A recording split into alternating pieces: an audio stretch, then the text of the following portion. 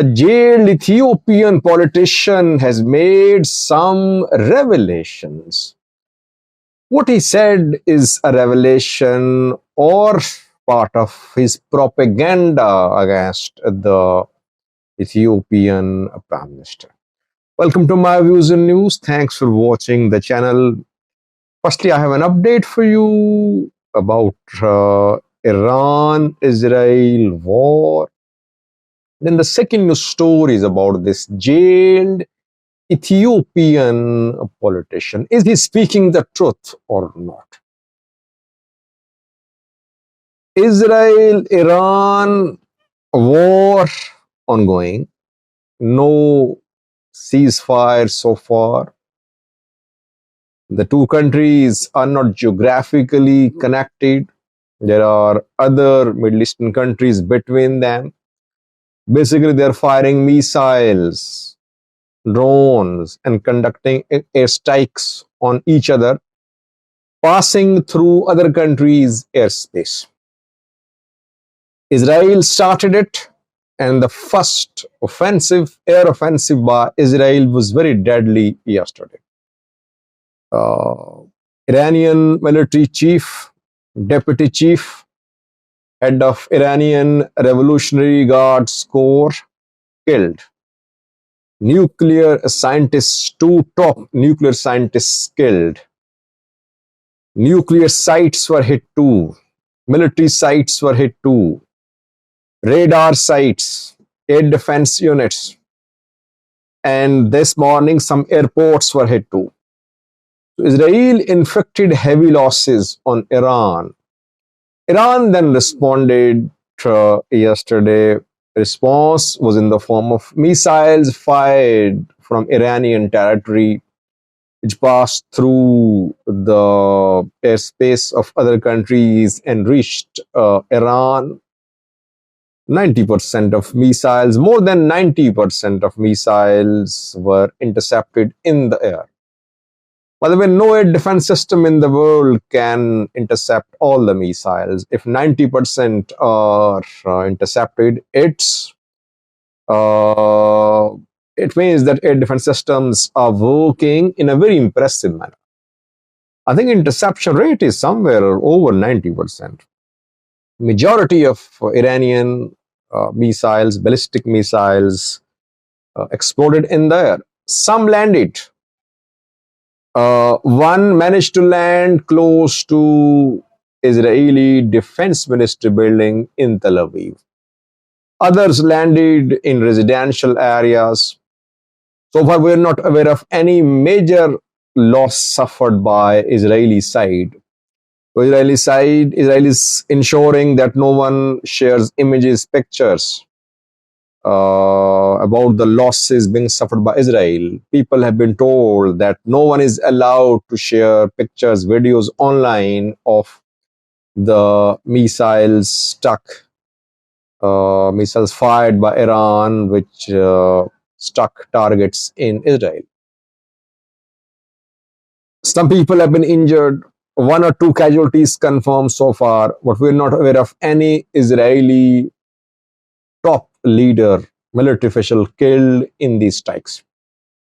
Iranian strikes. We're not aware of any major loss suffered by Israeli military in terms of loss to their capabilities, loss to their bases. Iran definitely weak. Exchange of missile strikes still ongoing. Israel launched second wave of airstrikes this morning. Iran has fired several volleys of missiles in the last 18 hours. No end so far. Meanwhile, Donald Trump, the president of US, is threatening Iran, telling Iran that it has a second chance to consider the nuclear deal, to sign it. Israel might be Israel might think this is the right time to just completely neutralize Iranian nuclear assets, especially if Iran is not able to register a very strong counter attack. Israel, US could intensify their attacks on Iranian nuclear sites, with the risk of radioactive emission too, though so far no confirmed emissions from any site where Israel conducted strikes in Iran. Overall, we can safely conclude that Israel has considerable advantage and edge in this conflict. Iran is suffering heavy losses. Some Iranian missiles penetrated Israeli air defense system. Iran is on its own. If other countries jump into this conflict and start supporting Iran, we could see a change on the ground. Otherwise, so far, Israel has an edge in this war. It has definitely an advantage in terms of having more firepower, more technology, advanced technology. Iran seems to be at the suffering end. Now, our second story is from Ethiopia, where a jailed Ethiopian politician has made some revelations. He recorded an interview before his arrest. Interview has been released. His name is Tadenda. Tadenda is Oromia Regional Council member. He worked as Deputy Minister of Peace. He was arrested over a year ago when he criticized the Ethiopian Prime Minister, accusing him of inciting conflicts, igniting wars, killing people. Prosecutors filed charges against him that he was in possession of illegal arms, that he was working in collaboration with extremist groups. Last year, he was granted bail. 2 charges were dropped against him, but he went quiet for a few months. But again, he started speaking out, and last year, the end of last year, he gave some controversial statements against the Ethiopian PM. Not controversial, but in Ethiopia, if you call for the removal of the Prime Minister, you are controversial, you are anti-Ethiopia, you are a traitor. So he called for removal of the Prime Minister through social media posts. He said, vote of no confidence should be initiated by the members of parliament. The parliament should remove the Prime Minister. The Prime Minister is violating Ethiopian constitution. Arrested. The charges which were dropped against him have been restored now. He's in prison. Before his arrest, he gave an interview which is being released now. In that interview, he talked about the start of Tigray war. How did the war start? The interview is being used by Tigrayans to prove that it was the federal government of Ethiopia which launched war on Tigray. Tadenda can be heard saying in the interview that he said we means PP, we started the war. TPLF's attack on Northern Command was just an excuse. We started the war because we wanted to purge the Ethiopian National Defense Force. We wanted to remove Tigrayans from the Ethiopian National Defense Force and other key institutions. That is why when this war erupted, Tigrayan ENDF members, they were arrested. They were disarmed and then they had to be in prison till the end of the war. Question is Tadenda speaking facts or not? During the war, during 2-year-long war, from November 2020 till November 2022, Tadenda kept on accusing TPLF. He was a staunch critic of TPLF. He never said a word that the war had been initiated by the federal government. He was one of those leaders who were defending the war publicly. calling TPLF an enemy. You saw that. I did several videos on that. Now, when he has developed differences with Prosperity Party, a year ago, he developed differences.